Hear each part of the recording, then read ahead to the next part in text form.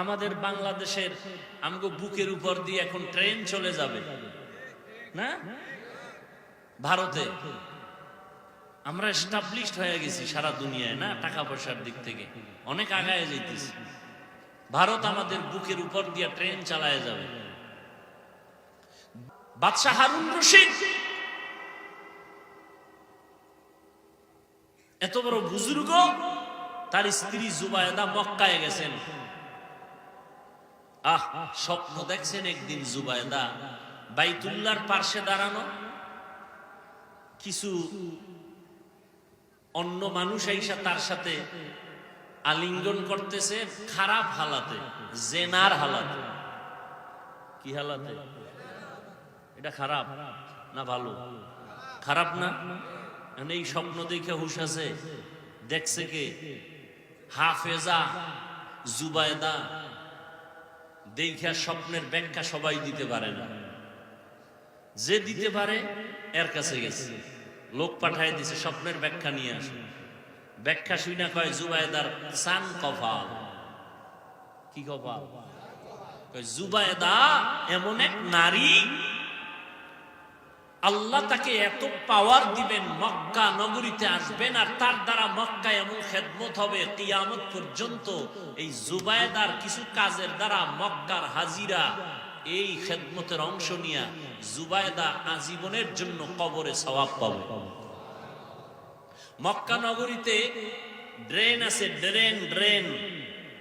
মক্কার আরবি নামে তা ওই নামকরণ এখনো আছে। পাহাড়ের পাদদেশে নাম নহরে জুবায়েদা। নাম কি? নহরে জুবায়েদা। জুবায়েদার নামে ড্রেন করা, মানুষ পানি পায় না। জুবায়েদা গেল, কত টাকা লাগবে ড্রেন করে পানি দিতে, মানুষ যেন দিব্যি আরামে হাজিরা পানি পায়। হিসাবটা আমার মোবাইলে অবশ্য আছে, কত হাজার নিজের টাকা। বাদশা কিন্তু তার স্বামী, সরকারি 1 টাকাও খরচ করে নাই, নিজের টাকা দিয়া মক্কা নগরীতে বিশাল বড় ড্রেন করছে, মক্কার হাজিদের পানি পান করার ব্যবস্থা করেছে। এই জুবায়েদা সেই নামে এখনো আছে সেই ড্রেন, সবাই জানে আরববাসী নহরে জুবায়েদা। 100 কাজের মহিলা, সব কোরআনে হাফেজা, নিজেও হাফেজা। 24 ঘন্টা কোরআন তেলাওয়াত, কাজ করে কোরআন তেলাওয়াত করে, কাজ করে কোরআন তেলাওয়াত করে। অর্থাৎ তার ঘরে 24 ঘন্টা কোরআনের তেলাওয়াত। আপনার ঘরে 24 ঘন্টা সিনেমার আওয়াজ, গানের আওয়াজ। ঠিক নেই? আল্লাহ হেদায়েত দান করুন। তো ওই যুগের একজন মজজুব আশেক বাহলুল নাম, ওই পাগলা আল্লাহর বড় আশেক। তুফান আসছে, তুফান, ঝুপড়ি ছোট ঘর, ধরে নেন দক্ষিণ থেকে বাতাস আসতেছে, উত্তরে ঘর ধাক্কা দিয়ে ফালায় দিতেছে বাতাস। বিবি বলে, ওই পাগলার বিবি, তুমি গিয়ে একটা কিছু খুঁটি বাঁশ দিয়ে ঠেকা দাও। কোন দিক থেকে? দক্ষিণ দিক থেকে। তুফান আসতেছে দক্ষিণ থেকে, ঠেক দিবে কোন দিক দিয়ে? বাহলুল গিয়ে উত্তরে না গিয়ে দক্ষিণ দিয়ে ধাক্কাইতেছে। বউকায় ব্যাপার কি? আল্লাহর সাথে কোনোদিন বাহলুল পাল্লা দেয় নাই। আল্লাহ যেহেতু চায় উত্তরে ফালাইবে, আমিও আল্লাহর সাথে একমত। মাওলার আশেক। দিল্লি কোথায়? কোথায়? ইন্ডিয়া। সমুদ্রের পারে দাঁড়াইয়া বেঈমান ঈমান আনছে, আর আমরা মুসলমান যাই ঠিক, কোনো চিন্তা। এই যে আপনাদের দূরে যাওয়ার দরকার কি? বড় স্টেশন, এখানে আর এক কেয়ামত না? কি কেয়ামত? আমি বলছি একদিকে, এরা ধরে নিছে আর এক। আমি বলছি ওখানে যেই পরিমাণ তুফান হয়, মাঝে মাঝে বিপদ আসে। চাঁদপুর ধ্বংস করতে 1 সেকেন্ড লাগে। এই যে কয়েক বছর আগে, বেশি দিন হয় না, নড়িয়া, কোথায়? নড়িয়া নদী ভাঙে নাই, মানুষের বাড়িঘর পানির তলে যায় নাই। আপনাকে চাঁদপুর ভাঙে না কেন? ভাঙ্গে। আপনাকে যাইতে 1 সেকেন্ড লাগবে না এই পানির তলে। খালি আল্লাহ যদি অর্ডার দিয়ে দেয়, নদী গরম হওয়া শেষ।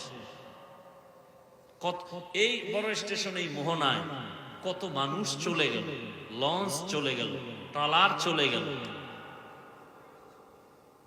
কিন্তু এখন সে কুদরতের জায়গায় গিয়া ওই কুদরত দেখে না, লিপস্টিকের কুদরত দেখে। ডানা কাটা পরীরা বসে থাকে ওখানে, ভ্রমণ করে, ভ্রমণ। আমার ভয় লাগে। 2004 সালে, কত সাল, ইন্দোনেশিয়ায় সুনামি হয়েছিল। কি ইউটিউবে যারা এই লাইনে দৌড়াচ্ছেন, সার্চ দিয়ে, আজকে সার্চ দিয়ে দেখেন, সার্চ দেন 2004-এ ইন্দোনেশিয়ার সুনামি। আমার তো ভয় লাগে, যেই পাপের অবস্থা, যেই পরিমাণ, হোটেলে হোটেলে পাপ, পাপের নগরী, পাপের স্টেশন, বড় স্টেশন। ঠিক মানে কি আপনারাই আকামে যান না? বন্ধু বান্ধব নিয়ে ঘুরতে যান, হায় হায় হায় হায়। এই জমিন, শুধু চাঁদপুর কেন, গোটা বাংলাদেশ, গোটা দুনিয়াটা এখনো টিকে আছে শুধুমাত্র কোরআনওয়ালাদের কারণে। মাস্তানি যাই করেন, এই আল্লাহওয়ালা, কোরআনওয়ালা, নামাজি, কান্নাওয়ালাদের কারণে জমিন এখন স্থির আছে। করোনায় সব মাজা কাইট করে দিয়েছে, কোরআনওয়ালাদেরকে আল্লাহ সম্মানের জায়গায় রাখছে। একটা মাদ্রাসাও বন্ধ হয় নাই। তো দুনিয়াটা পরীক্ষার হল, এটাই পরীক্ষা। বয়ান চলতেছে, এমতো অবস্থায় কেউ দোকানে বসে টেলিভিশন দেখতেছে, কেউ মোবাইল চালাইতেছে, মাইকের আওয়াজ শুনতেছে, জানালা আটকায় দিছে, ভাল লাগে না, কি করি, টেলিভিশন দেখো। এভাবেই চলবে দুনিয়া। হঠাৎ করে কিয়ামত এসে যাবে, আমাদের বয়ানও চলবে, মানুষের বিড়ি টানাও চলবে। কি আগের তুলনায় তাবলিগ কমছে না বাড়ছে? পীর মুরিদি, মাদ্রাসা, আলেম ওলামা, ওয়াজ মাহফিল, শ্রোতা যেই পরিমাণ বাড়ছে, সেই পরিমাণ বেনামাজি কমার কথা। কমছে না বাড়ছে? গাঞ্জাখোর, মদখোর, বেপর্দা, বিষয় কি? ওদের আকামও চলতেছে পাল্লা দিয়ে, আমাকে বয়ানও চলতেছে পাল্লা দিয়ে। পাল্লা পাল্লি চলতেছে, হার জিত। আল্লাহর মোহাব্বত নেই।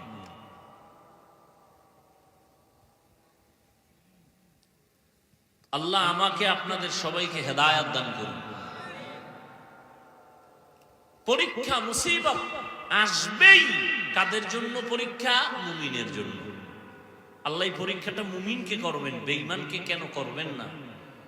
বেঈমানের জন্য জান্নাত নাই, জান্নাত শুধু মুমিনের জন্য। আমি মুমিনকেই জান্নাত দিব, বিনা হিসাবে দেব, তবে পরীক্ষায় পাশ করা লাগবে। 5টা জিনিসের দ্বারা আল্লাহ পরীক্ষা নেবেন: ভয়, ক্ষুধা, মালের ঘাটতি, জীবনের ঘাটতি, ফলের ঘাটতি। পাশ করতে হলে একটা পুঁজি লাগবে।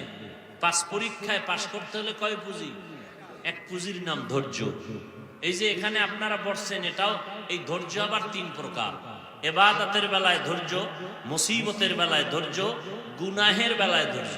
এখানে বসছেন, এটা ইবাদতের একটা অংশ। যাদের ধৈর্য নাই, ওরা নাই। যাদের ধৈর্য নাই, ধৈর্য না থাকলে আপনি বসতে পারবেন না, সম্ভব না। যাদের ধৈর্য আছে তারা বসে আছে। এটা হলো ইবাদতের বেলায় ধৈর্য। আর একটা হলো গুনাহের বেলায় ধৈর্য। মানে ফজরের 4 রাকাত নামাজ পড়তে সর্বোচ্চ 20 মিনিট লাগবে। কত মিনিট? কিন্তু অনেকে 20 মিনিটের মজা পায়, ঘুমে না পাইয়া 20 মিনিটের মজায় 4 রাকাত নামাজ পড়ে না, ঘুমায়। 20 মিনিটের মজায় যে ঘুমাইল নামাজ বাদ দিয়া, সে ধৈর্যের সাথে উঠতে পারলো না। শাস্তিটা কি, সাজাটা কি 20 মিনিট হবে? ধৈর্য নেই। অথচ সারা রাত মোবাইল চালাইছে, এজন্য কোনো পরোয়া নাই, চিন্তা নাই। সারা রাত মোবাইল চালায়, দেখছে কি কবিরা গুনাহ। কি বয়ান শুনবেন আপনারা? কি বয়ান করব? ধ্বংসের দ্বার প্রান্তে আমরা সব। লেখাপড়ার সফলতা নষ্ট, মোবাইল। যুবকদের চেহারা সব ফ্যাকাশে।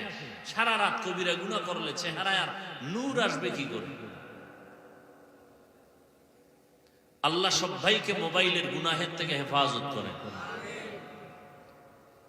স্বামী আর স্ত্রী নুজহাতুল মাজালিসে ধৈর্যের বয়ান একটা ঘটনা আছে, 2 মিনিট বলবো।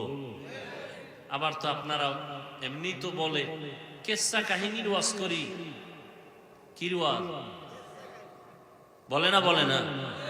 কে বলে? যে বেনামাজি। এই কথাগুলো কারা বলে? কোন নামাজিরা ঠিক মত আসলে বলে না। বেজাল্লা নামাজির ওয়াজ করছি না একটু আগে, এরা বলে। আর বেনামাজিরই বলে কেচ্ছা কাহিনীর ওয়াজ করি। ওই আহমক জাহেলকে বলি, ও জাহেল, তুমি কেচ্ছা কাহিনীর কি বুঝো? কোরআন হাদিসের ওয়াজ না করে কেচ্ছা কাহিনী বলে। তুমি জানো কেচ্ছা কাহিনীর পৃথিবীতে শ্রেষ্ঠ কিতাব হলো কোরআন শরীফ? তোমার সেই ধারণাই নেই, তুমি তো মূর্খ। তোমার সে ধারণাই নাই পৃথিবীতে শ্রেষ্ঠ কিচ্ছা কাহিনীর কিতাবের নাম কোরআন, শ্রেষ্ঠ কিচ্ছা কাহিনীর কিতাবের নাম হাদিস শরীফ। এবার ওলামায়ে কেরাম আমাকে একটু সহযোগিতা করবেন, সাধারণ মানুষ বুঝুক, একটু সহযোগিতা যারা আলেম আছেন করবেন। কোরআন শরীফে গরুর কেচ্ছা নাই? বলে, সত্য কথা বলেন। হাতির কেচ্ছা নাই? মশার কেচ্ছা, বাঘের কেচ্ছা আছে, সাপের কেচ্ছা আছে কোরআন শরীফে, মাছির কেচ্ছা আছে কোরআন শরীফে, বাঘের কেচ্ছা, বহু কেচ্ছা কাহিনী, 2000-এর উপরে আয়াত আছে শুধু কেচ্ছা কাহিনী, কেচ্ছা কাহিনী, কেচ্ছা কাহিনী। আর আমরা তো ওই কেচ্ছাই বলি যেই কেচ্ছা উম্মতের শুনাইলে মানুষের দিল নরম হয়। আমরা তো সোনাবন্দের কেচ্ছা বলি না, আমরা তো ওই কেচ্ছা শুনাই যেই কেচ্ছা শুনে মানুষ নামাজি হয়। তোমার বিরোধিতায় কি হয়েছে? তোমার কপাল পুড়েছে, আর কিছুই হয়নি। কেন পুড়েছে? আমি তো বলি, সারা বাংলাদেশে চ্যালেঞ্জ করে বলি, যারা আলেমদের বিরুদ্ধে বলে আর ফেসবুকে লেখে, এরা মা বাবার অভিশপ্ত সন্তান, কোনো সন্দেহ নাই। মা বাবার অভিশপ্ত সন্তানেরাই আলেমের বিরুদ্ধে ফেসবুকে লেখে। ওর উপরে মা বাবার অভিশাপ, আল্লাহর লানত।